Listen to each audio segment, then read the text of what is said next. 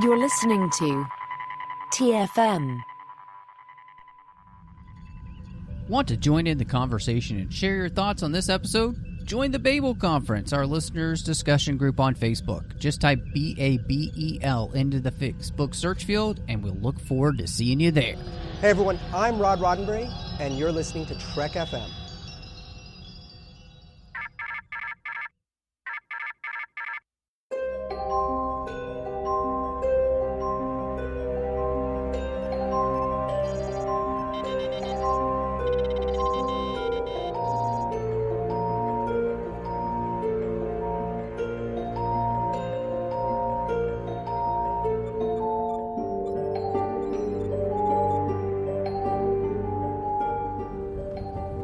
Are you taking all these books?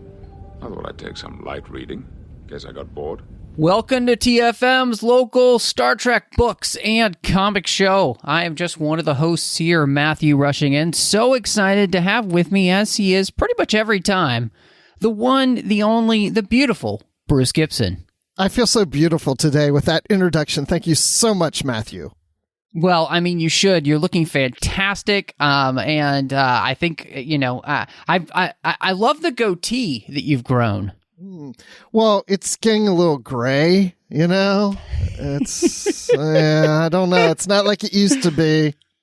Oh man, I as you can tell, I got a haircut, and I as she like cut the sides, I was like, wow, my hair is way grayer than I even thought it was. Like, it's like white on the sides. I'm looking like Picard on the sides there. It's crazy. So, and I'm really excited, Bruce. Joining us again is Casey Pettitt. Hey, how's it going, Casey? Hello, Matthew and Bruce. Great to be back. And I can totally understand the gray. Yes, it's all over my head. It's on my chin. Yep. It's everywhere. Yep. Yeah. I think we've all got that problem going on. So Yeah, we're the Gray Beard Men Club right here. Yes, exactly. Well, I'm excited tonight because we've got some fun things we're going to be talking about. We've got a comic to review, and then we're going to be diving into the next Typhon Pact series book. And this was actually just an ebook when it came out, The Struggle Within. And so excited, though, that we're going to be able to cover that. Before we get there, though, we just want to say thank you for listening to Literary Treks. If you do like the show, you can help us grow. Which, I mean, I would suspect that you like it because you're listening. So go over to Apple Podcasts and give us a star rating review. We read those out on the show. You can also find us wherever you get your podcasts. So just wherever you're, consuming this podcast media, just make sure you're subscribed to get the show as soon as it drops. Of course, you can find us on Twitter at TrekFM or on Facebook at facebook.com/TrekFM. Of course, there's the listeners only discussion group, which we are all a part of, and then you can join from listeners from all over the world and talk about the different shows. And of course, you can find us over online at trek.fm. We've done some remodeling of the website too to reflect some of the new things that are going on, and we've got more plans in the future. So if you want to make sure that those plans come to fruition, go over to patreon.com/trekfm and be part of our team, just like our esteemed panelist tonight, Casey Pettitt. So we really appreciate all the support that everybody gives us. Honestly, it cost a lot for us to do this as a network, and we could use your help. So again, go to patreon.com/trekfm. So guys, Mere War 1, say that 3 times fast, is actually here, and it's been released. And so I want to know y'all's thoughts on this very first issue. Well, it's better than the Zero issue because we're really getting into the story now. So I really appreciate that piece of it. But I also like the dynamics of two of the characters that seem to be plotting something against Picard and getting together, which isn't surprising that we'd see Riker and Troy together like that. And the aftermath of Barclay having to explain himself to Troy about what he was doing in the Prime Universe.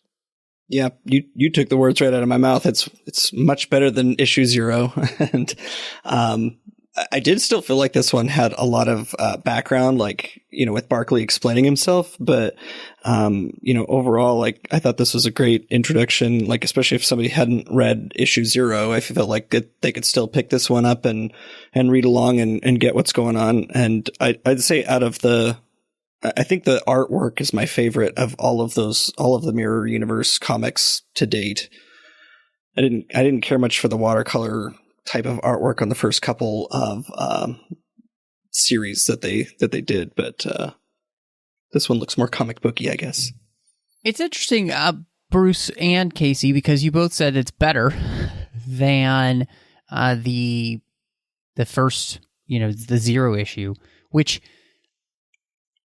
they didn't even need to put out a 0 issue. Can we just be honest? Like, that was legitimately a nothing issue. And like you said, Casey, they absolutely give you everything you needed to understand the 0 issue and what was happening in the series without having read that. So I'm just very surprised that the 0 issue was had 0 effect really on anything that was really happening in this story. I would have expected you to really utilize that space. I mean, comics take so much time to put together. So I would just, story-wise and just, again, using it as an opportunity to really help set up the story in a way that makes much more sense than this. I think, honestly, everything that they hit in the 0 issue as a plot point was hit here as well, and harder, which this actually, I think, made more sense as a comic issue. Like, this felt more cohesive story-wise. I mean, the whole point of this series is the fact that Picard wants to take over the Empire, become the Emperor, and Troy and Riker are working against him. Big plot points, and this really plays that up super well. So I just, in all honesty, I'm right there with both of you. This is a fantastic issue comparatively. But at the same time, there's a part of me that I don't know if I'm maybe having mirror fatigue, but I just feel like all of these storylines end up kind of being the same many times, and I hate to compare it to, like Deep Space Nine and its work in the Mirror Universe, but I found that to be much more interesting because there was so much more going on and it never all felt the same.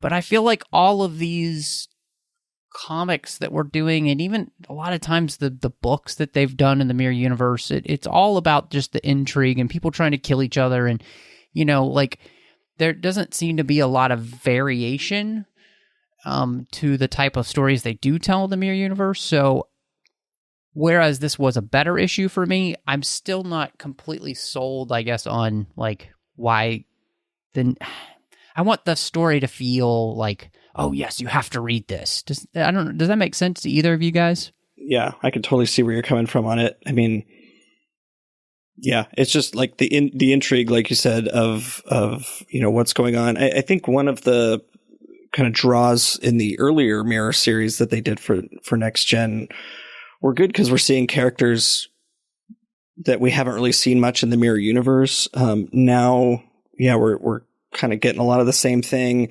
I do, with the last series that kind of focused on Barclay in the Mirror Barclay in our universe or in the Prime universe, was kind of a cool twist on it because, the whole series was him kind of trying to figure everything out.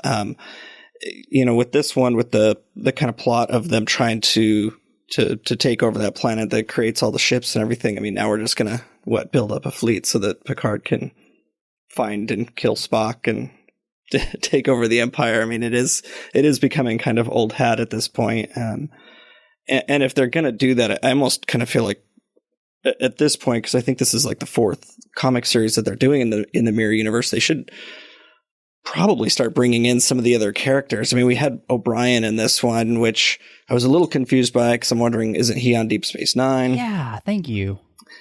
Yes.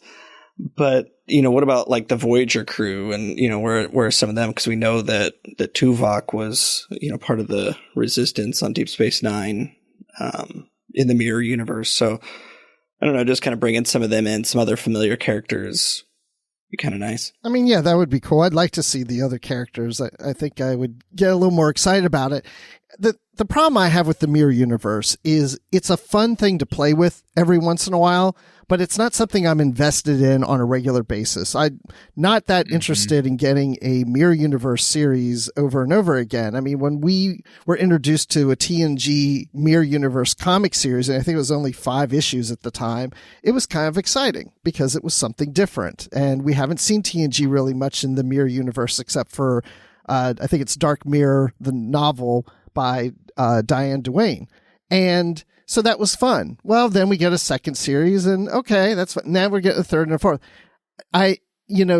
We like Star Trek for certain reasons, and the mirror universe doesn't represent the ideals that we like about Star Trek, right? So to play in it every once in a while is fine, but I don't get that excited when there's another mirror universe story, because it's just like you said, Matt, it's like, they're just out to get something and they're out for vengeance and it's all the same thing over again.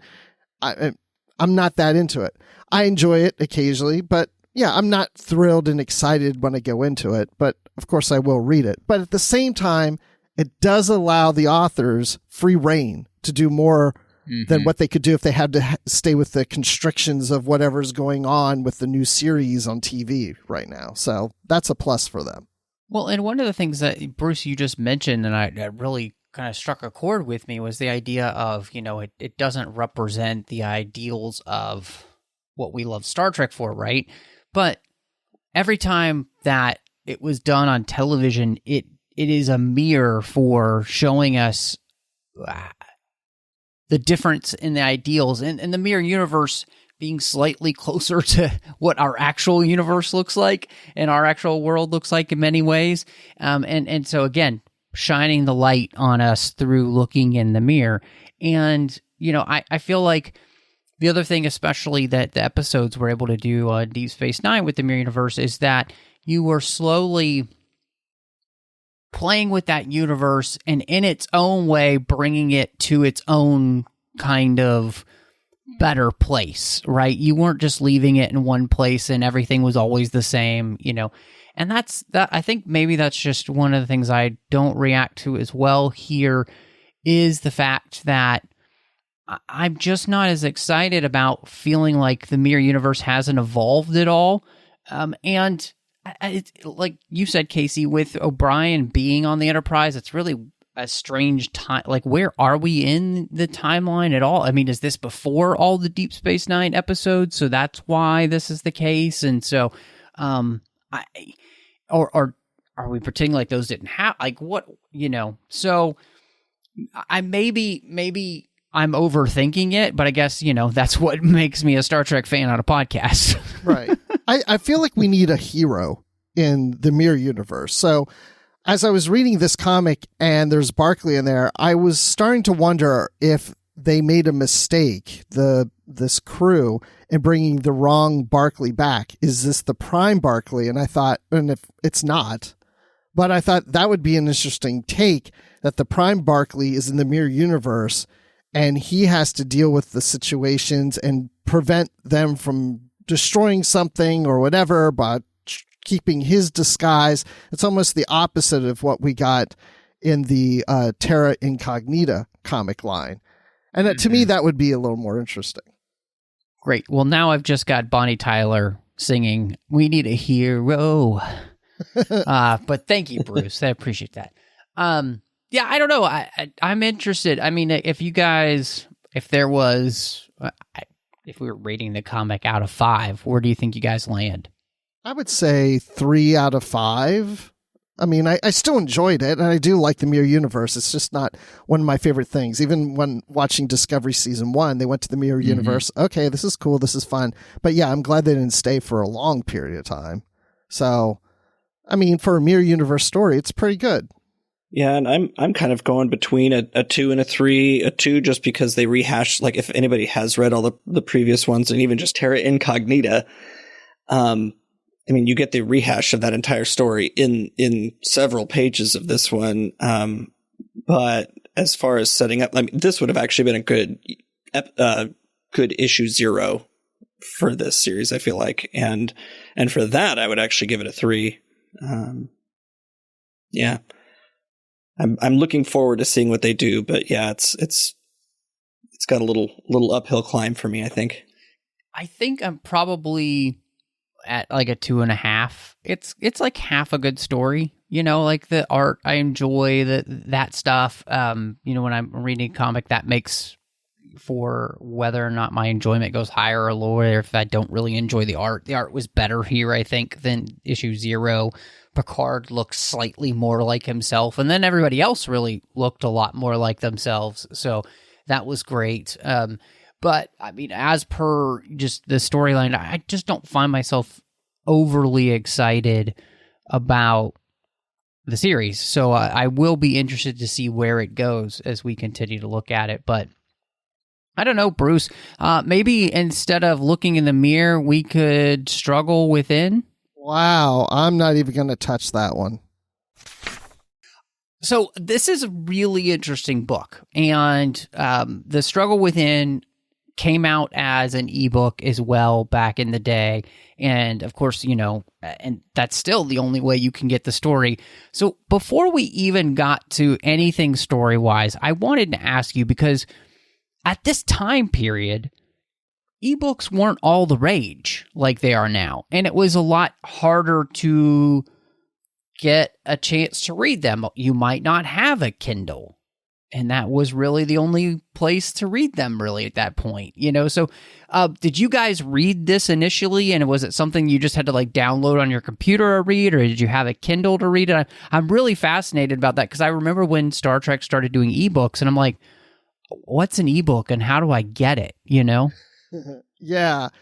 I did read this on a Kindle app at the time when it came out. So yes, I did read it. I don't remember which device. It was either on my iPad or my Kindle device that I don't use anymore. Maybe even on my iPhone. This time I read it on my iPhone.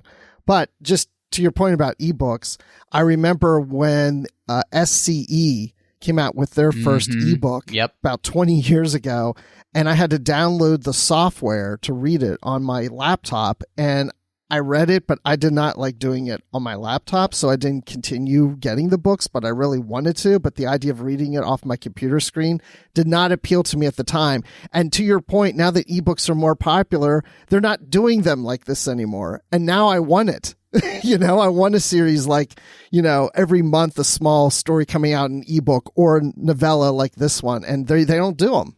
And I wish they would. Yeah, I actually didn't. It took me a long time to get into ebooks. I think when those SC ebooks came out, I actually waited until they started collecting them in the paperbacks before I started reading them.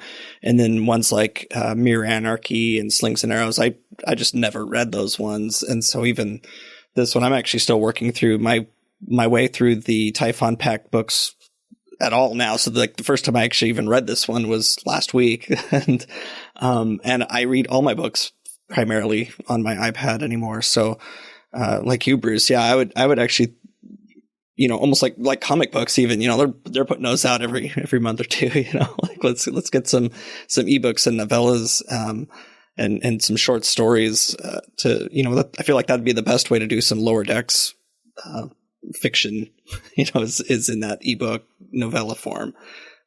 So yeah, anymore, I don't even know if, I think it was once I found out how short this one was and that it was just a novella that I even went back and looked and realized that it was just an ebook to begin with. And so I was aware of them, but since I didn't have any way to read them back in the day, I just didn't. And I don't know off the top of my head, but I think this might be the last exclusive Star Trek ebook.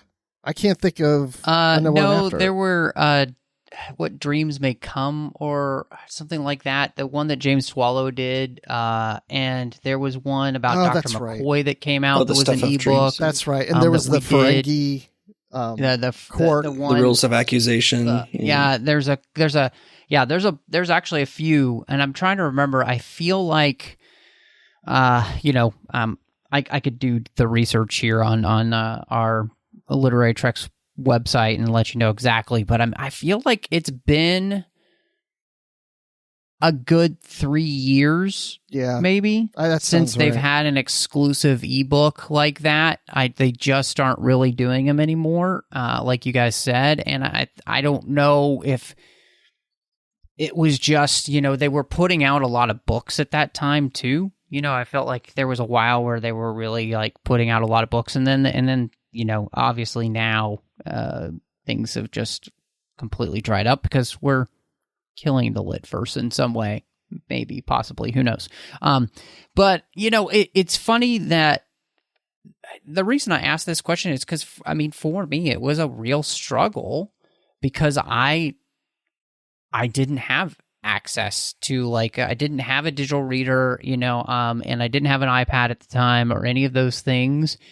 And so I had to just read it on the computer if I wanted to read it. And this is one specifically that I had to do that with, I remember, because I was reading the Typhon Pact series and I wanted to know, this was a part of the series. I didn't want to miss out.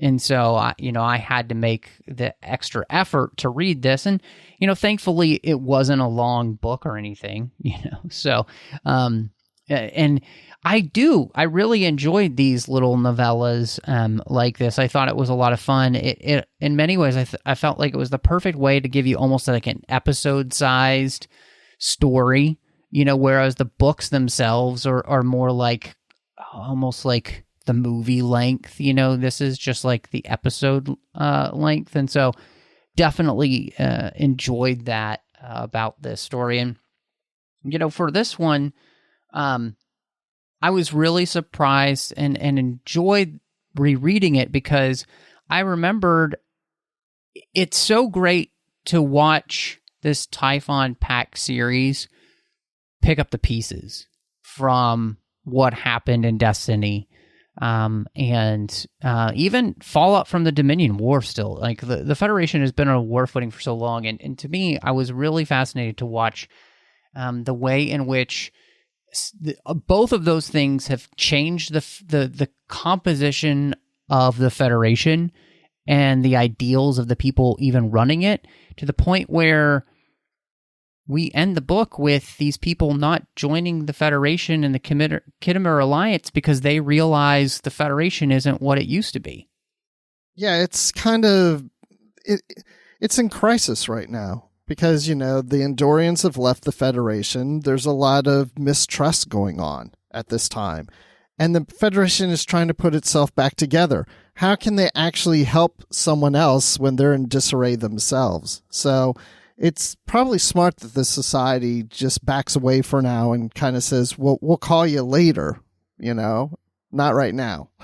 And it's good, too, that, they end as somewhat of allies. They're still on good terms, but they just, I actually respected the Talarians more at the end when they're like, this isn't for us now, but let's keep talking and figure it out. And it don't call us, we'll call you. Yeah, exactly. And it also reminded me a little bit of what I'm imagining we're going to see some of in Discovery Season 4, with the Federation kind of starting to come back together and put itself back together. And, from the beginning of this story too, like it just seemed, not that Picard or the crew were like trying to rush the Talarians into a situation, but, just getting them to sign the Khitomer Accords when we're like, just right on the fallout of the Andorians leaving, and, we're trying to put the pieces back together, but then trying to add more into it. Like, I know that with greater numbers comes greater strength and everything. We need as many allies as we can get, but it is now really the time to be trying to admit new members rather than looking more inward and trying to maybe take care of the Federation worlds that are still there and maybe even still reeling from watching one of the founding members secede. Mm-hmm. Well, and I think you make a really great point, Casey, that, is this the right time to be doing this, especially when this is a culture, that the Solarians are not quite at a place that we would readily accept, I guess, morally for the Federation in the way that their society is unequal. And obviously, you know, the Federation is all about the ideas of, you know, basically IDIC. But there is a standard to which the Federation has, and this society isn't quite there yet. And so, and yet by the, you know, actions of what happens, they're going to be getting closer to that, but they're not ready, and the Federation isn't ready, but for different reasons here.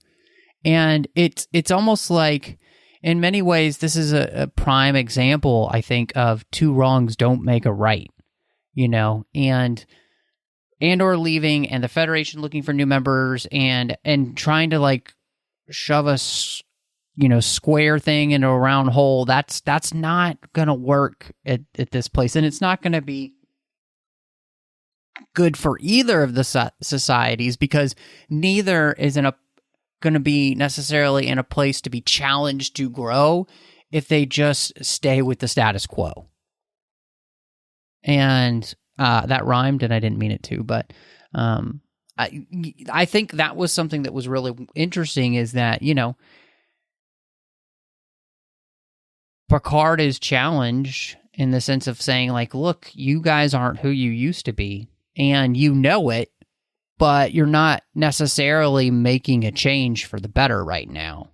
So that's not going to be healthy for us either, as we're trying to actually make that change. Yeah, the Talarians aren't there yet.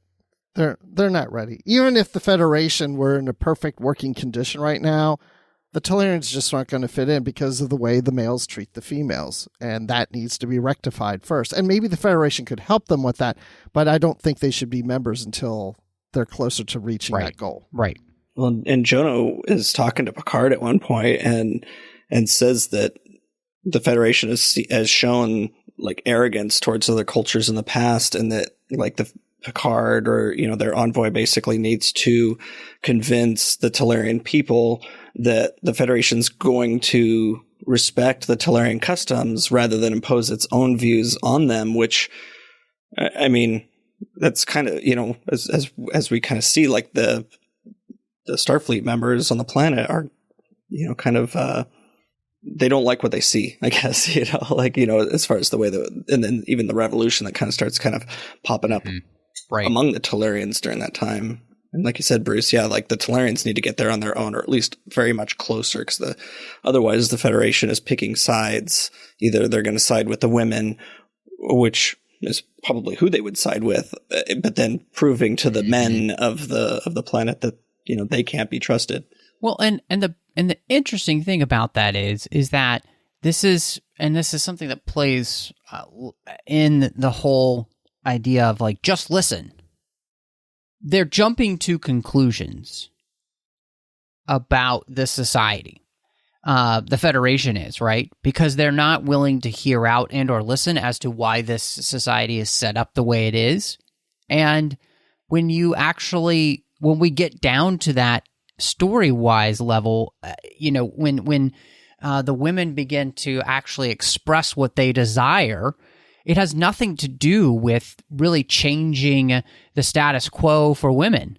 It has to do with them wanting to be responsible for the things to which they're responsible for in their society, and not be shut out of making those decisions, because they are responsible for so much in their society. It's just different than many of the other worlds that we see in the Federation, but that doesn't make it better and or worse. It is just different. And so I think what I really liked about this book, and, you know, Christopher L. Bennett, I think, does a great job of being able to show how there's a validity in lots of different types of systems, as long as the people involved in those systems are fully on board with the way in which they're being run. And just judging out of hand because it looks different than what we do. And like you said, Casey, that arrogance of like, oh, well, because it's not what we do means it's probably not a good thing. they're absolutely right. And all sides of this equation here with the Talarians, the Federation, everyone involved in this is all really guilty of that until the women finally are just like, guys, that's not what we're looking for. It's a failure to listen. What we have here is a failure to communicate. Yeah, and isn't that the problem with most issues that we have is failure to communicate? As we're talking through this book, it reminds me of something that someone at work mentioned to me yesterday, which reminded me of this book because he said his wife does the laundry. That's her thing, that no one else is supposed to touch the laundry. There's a certain way she does it, and that's how it's done. But she's sick right now, so he and the kids are doing the laundry, and it's driving her crazy because they're not doing it the way she wants it to be done, but she's too sick to do it. And it just reminds me of the fact that in this book, the women are in charge of something and the men just assume that, oh, okay, well, they have a problem with doing this. And they're like, no, we just want to be the ones who make the decisions on the things that we're responsible for. We don't want you to be involved. We don't want you to take it away from us either. We just want you to respect that we are the decision makers of this. It's our laundry. Yeah. And I think, it shows at the end, even though they're having a hard time listening to each other, seeing eye to eye, or even having this dialogue between the two groups. There is a certain amount of maturity that the kind of the ruling men, I guess, show, when they're declining membership in the Khitomer Accords and, even saying that they need to put their house in order first. It shows at least the beginning of willingness to listen, I think, and shows some hope for the future that these two groups might someday actually be able to communicate. Mm-hmm. We might see them, in the Federation or the Khitomer Accords or whatever. And I think that future will happen. That's the takeaway I came from this book, that will happen. Yes. Well, and it, I think what we see here is wisdom. It's the ability to understand and rectify shortcomings and not lash out or be frustrated with those, but to use those as an opportunity to move forward. And I think that is it's absolutely beautiful here that's a part of the story. So, and I think the other thing, I like a lot of the ways in which, thematically this book is dealing with a lot of different themes. They all play into each other. And the one that I came across that I was really enjoying with Chowdhury, dealing with this looking for balance and really struggling, obviously, with what happened with the Borg, finding a tough time dealing with the balance because of the anger and fear and pain with what she's been feeling and not knowing what to do with that. And I really enjoyed that. I think one of the things that does make, Star Trek really work well, and, I never loved that, they put a counselor on the Enterprise, it was a little too 80s for me. But the realization that she has as a person to say, I'm not okay, and I need time to be able to find a way to make myself okay, was really beautiful. And it's such a great thematic element because there are so many people to which, I think this shows the validity of, one, it's okay to say you're not okay. And two, that it's okay also to work to figure that out on your own or with the help of others and the others that you think are going to benefit you the most. And here she makes the determination at this moment, it's not Worf that's going to be the most helpful for her. And she chooses her friend Chen to help her with it, which is a strange combination, but ends up working out well for both of them. Yeah, the note I wrote down for this whole kind of storyline was just mental health awareness. And I really did appreciate Chowdhury realizing that for herself, that she needed to get away. And last year, I actually had to take a leave of absence from work just because my anxiety got the best of me for the first time, like in my life. And, I had to step away so I could kind of recenter myself almost, and I really like that she's doing that here. We're not seeing Worf or Picard or somebody else ordering her to go see the counselor, or which I feel like we see a lot of, there's multiple counselors on the ship and you need to talk to one of them. I feel like we see it in Titan sometimes too.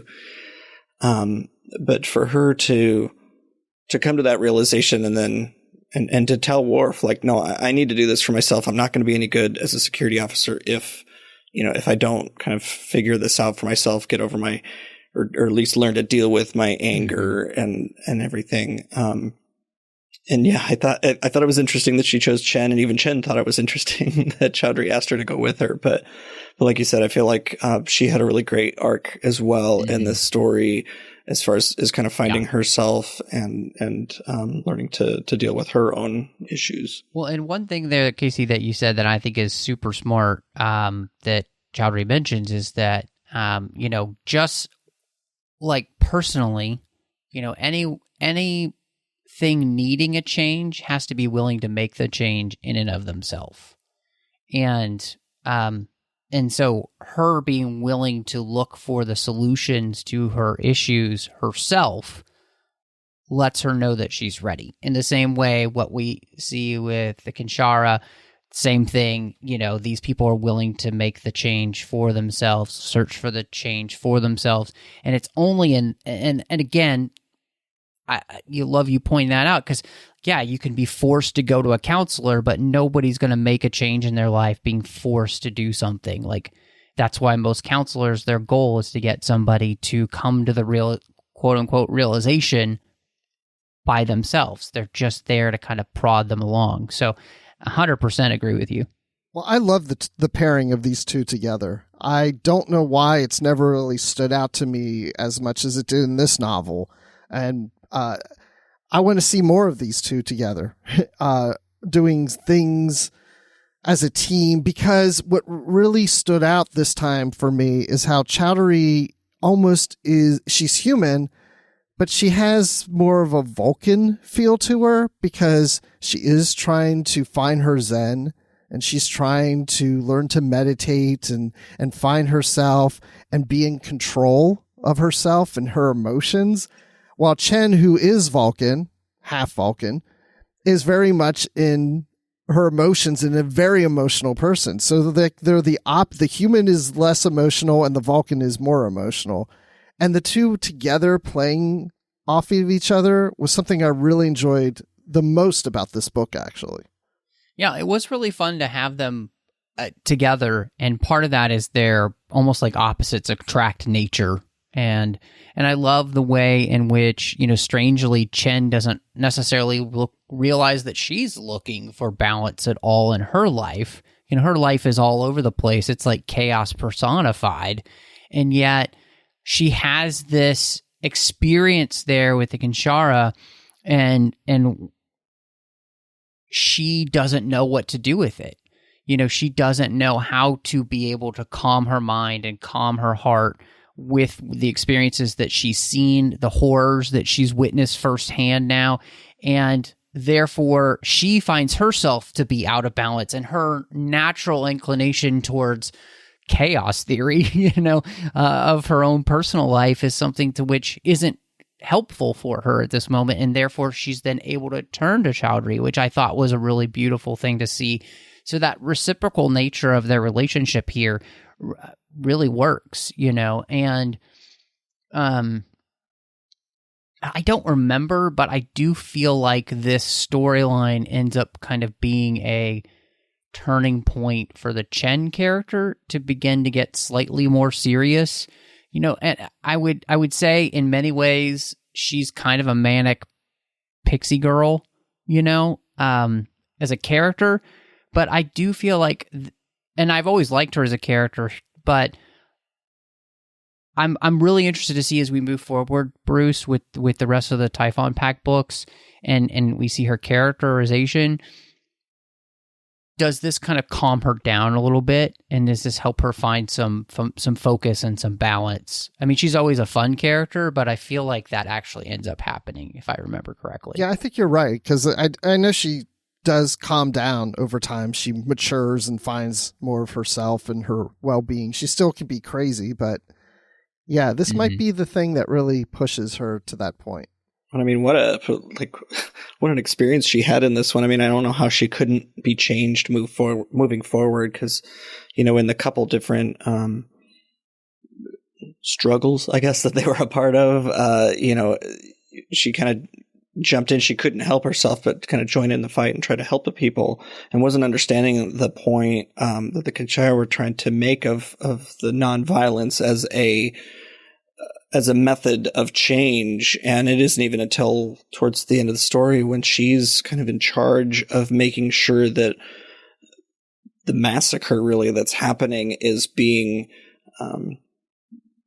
shown to the whole world, so that, you know, more people can see it, and realizing that, okay, well, we can not fight, and this is horrible what we're witnessing, but so many people are seeing it now that, you know, we have a small group here, but it's reaching a wider audience who are now going to see the atrocities that are happening with the Breen just kind of opening fire on the crowd, and, you know, her having to really just, I mean, literally just sit back and watch it happen. I mean, I don't know how a person, I mean, talk about somebody who's going to need to get into some therapy when she gets back to the ship. That's a good point. Yeah.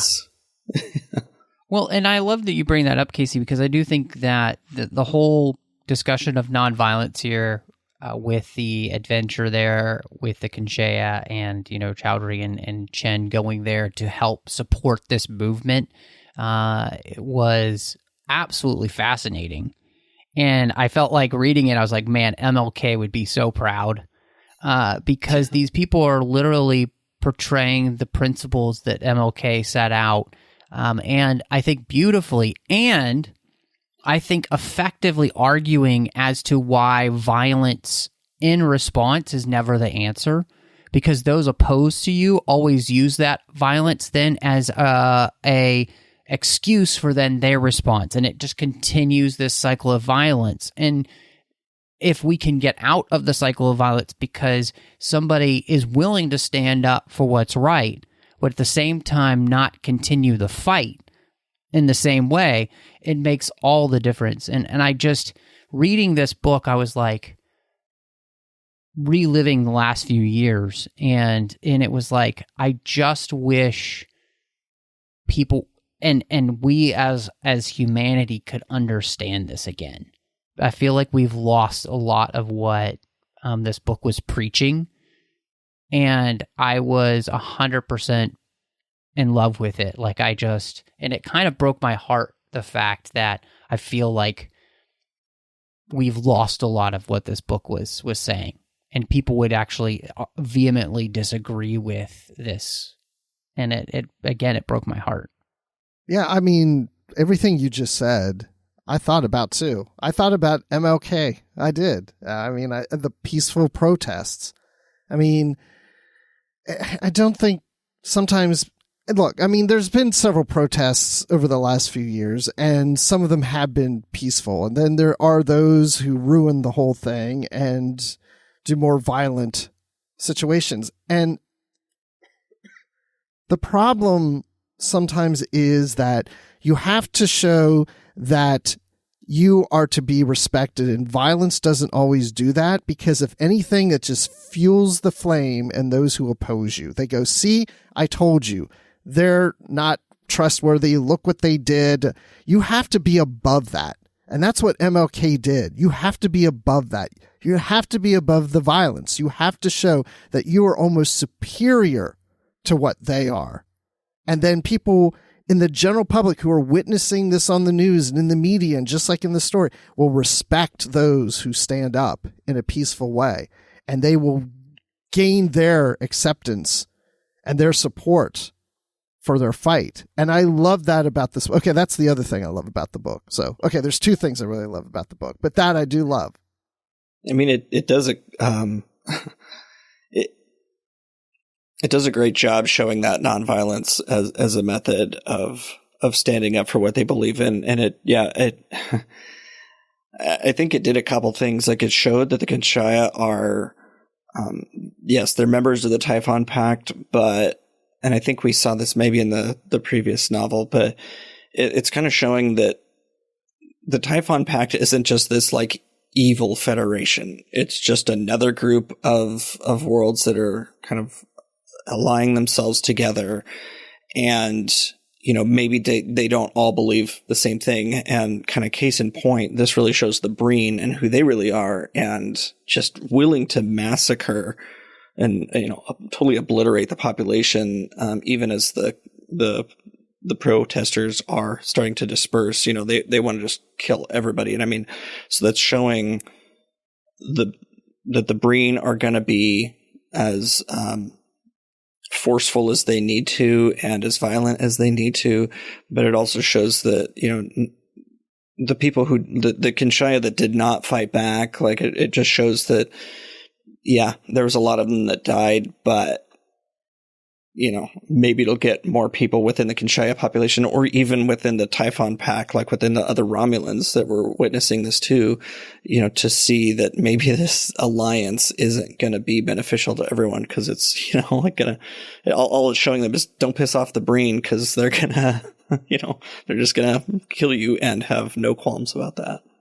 Well, and I thought what was interesting is that, obviously on the other side of the story, we see the Zenkethi kind of doing the same types of things as the Breen, just less violently and more sneakily, but they really have the same desire.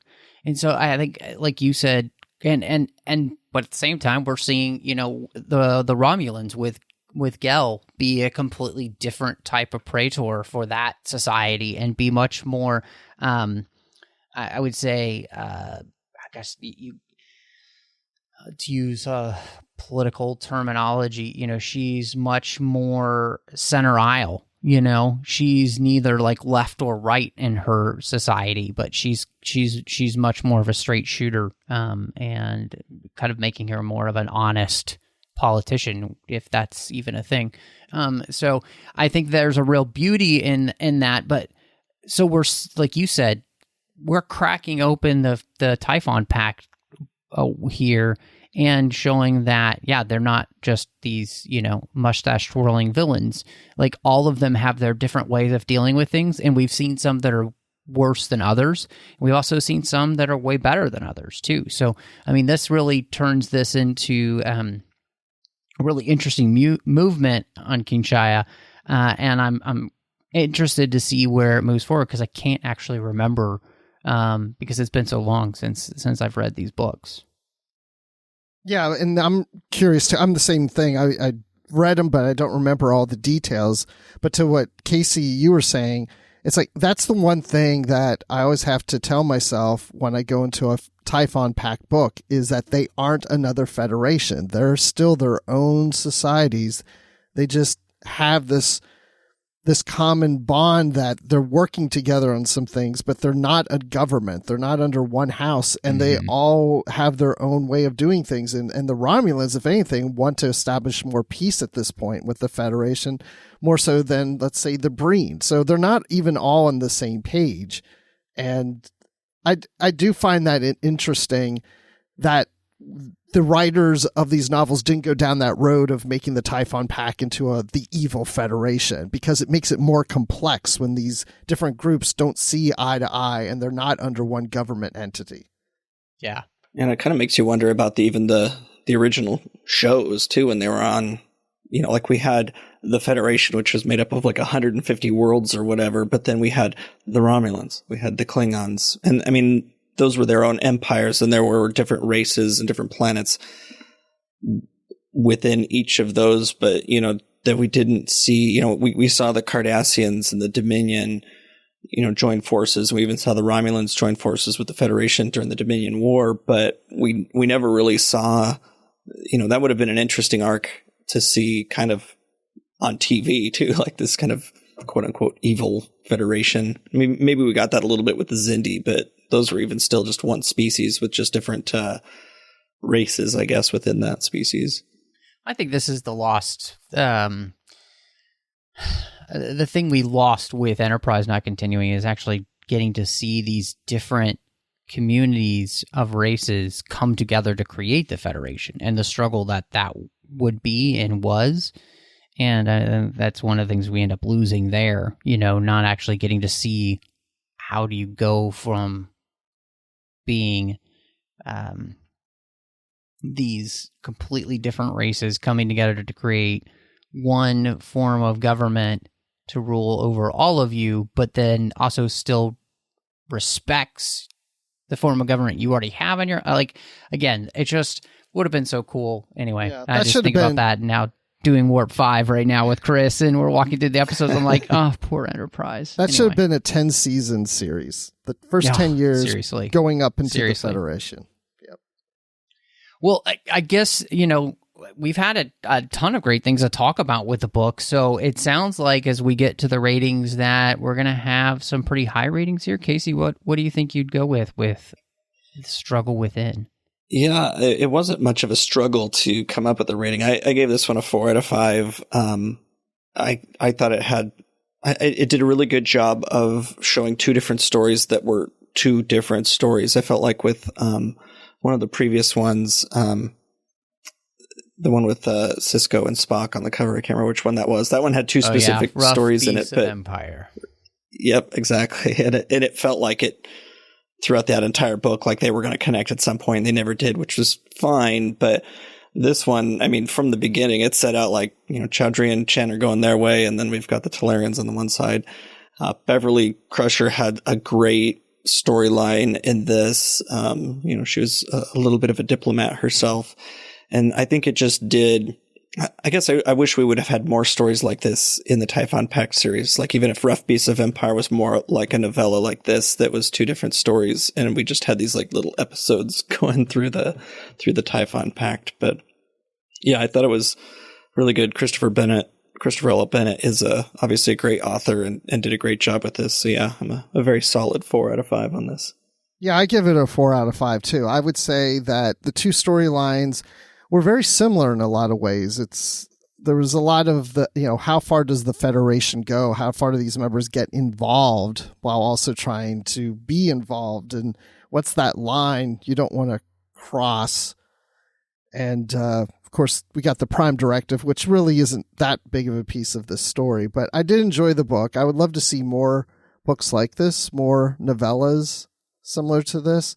But I thought it was one of the better books when it comes to dealing with the Typhon Pact, because I felt like it showed us all different aspects of the different groups and how they're just creeping into other societies and trying to pull the strings on things, where some of the other Typhon Pact books, they just didn't seem, it'd be like they were just focused on one of the members, where this, we saw several of the members. So I like that. So yeah, it's 4 out of 5 misfires from the Breen.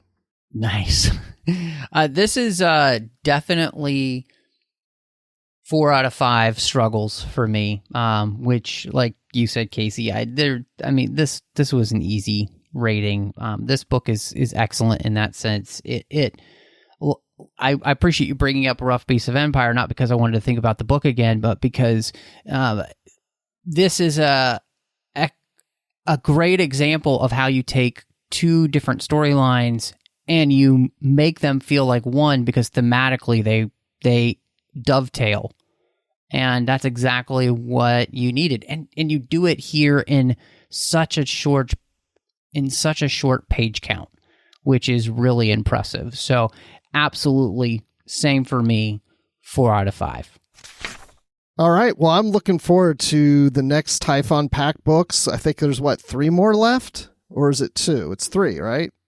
It's 3, yeah. There are 3 left. Yeah. So we're getting near the end, and I'm really excited to get to the Deep Space Nine stuff. Yeah, it's gonna get crazy. So yeah. And if I'm not mistaken, like the next one, isn't this where we kind of pick up after a kind of a time jump from the DS9 relaunch ones, or did we already get past that? I think we're picking up several years later, if I remember right. I guess we'll find out. Now I want to know. Yeah, Casey, I mean, you're absolutely right, because the next book in the series is Plagues of Night and then Raise the Dawn. And so there is, I believe, a little bit of a time jump here that they give the series. And I mean, yeah, some incredibly crazy things happen. I mean, they let them do some things I don't think anybody ever thought they would let them do in the series here. And so I am very excited to be getting to those books, especially as, you know, we're in the Coda series now, and so much is happening in those books as well. And this has been actually a great refresher as we look towards those. So, in fact, that'll actually be our next episode that we do is actually going to be our interview with James Swallow. So, looking forward to that as we look to talk about his book 2 in the Coda series. But Casey, it was great to have you back here. It's been so much fun to be able to have a third person in the seat again, not just Dayton hanging out in the green room. If people are looking to catch up with you, where can they find you? Yeah, well, thanks for having me back again. I'm enjoying reading these and having someone to talk about them with. And if anybody wants to do that, I'm on Twitter, Instagram, and Letterboxd at Knitting Trekkie. I'm also on the Goodreads group and in the Babel Conference. And I'm also on another podcast called Mickey's Marvels, which I do with my friends Pat and Chris. And we talk about anything under the Disney umbrella, including Star Wars and Marvel. Nice. And Bruce, it's so great to have you back, of course. And, you know, your chair is always warm because you hardly leave Literary Treks. So where could people find you? I tried to leave Literary Treks, but then it just pulls me back in. So Yes, very nice. But no, I'm always here. Yeah, you can find me on Twitter at Admiral_Rex. That's Admiral with the underline Rex. And you can also find me on the Positively Trek podcast, talking all things about Star Trek, and also on the Star Wars Report podcast. So basically you're saying this is Bruce Gibson Coda, the death of Bruce Gibson? You'll have to read the next book and find out. Well, you can find me all over social media under MattRushing02. So pretty much any of the main social media feeds, you'll find me, like, you know, Twitter, Letterboxd, Instagram, all those kind of things. You can also find me here on the network. Of course, I'm on the other side of our network with the 602 Club, where we're talking about all the fandoms that we love outside of Star Trek. And of course, they got bonus shows there like Snyder Cuts and Assembling Avengers in the same feed. I'm also doing The Orb and Warp 5 as well. So The Orb is with Chris Jones. We talk about Star Trek Deep Space Nine. And as I mentioned in Warp 5, we're going through Enterprise, one episode at a time, because it's the 20th anniversary, folks, and so we figured we'd celebrate. And then you could find me over on the Nerd Party Network doing 2 shows. One was called Owl Post, and that's a Finnish show. I did that with Drea Kaufman. We talked about every single chapter of the Harry Potter series. And then last but not least, Aggressive Negotiations, doing that with John Mills, and that is a Star Wars show. So if you like Star Wars, I definitely got a place for you in Aggressive Negotiations. So, of course, thank you so much for joining us. And until next time, live long and read on. You call that light reading? To each his own, number one.